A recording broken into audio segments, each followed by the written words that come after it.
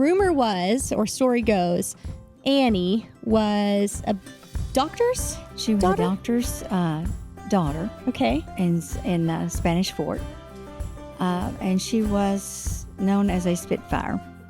The one story I've heard and read from the book about Justin is she had bought herself a new hat and went to church on Sunday.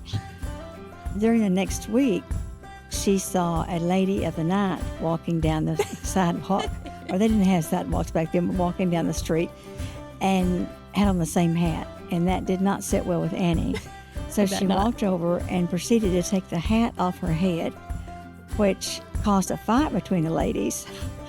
Annie was fined for starting a ruckus on the street and had to pay $5, but she always said that was well worth the money for me. So I love that. And that's, wow, I have so many things to talk about there because she kind of set the tone for the Justin women. Yes. They did not take no for an answer. They paved the way. They were innovators in their lanes, whatever they did. And we get to talk about that in a little bit. But I think that's cool. Yes. Right off the bat, HJ found a woman that was able to hold her own, especially in those times, Yes. that would take care of herself and then also support him so well.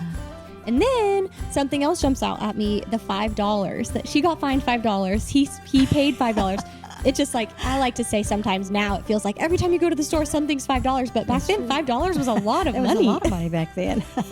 Which is so crazy to think about. Yes. Well, she had caught his eye at a square dance. No. Yes. And so he really liked her. He thought she was very pretty. So they married, I believe, in 1887, and she was a great help to him. Wow. And speaking of that being a great help, she started working with him to not patent, but create a fit pattern. A fit chart. Okay.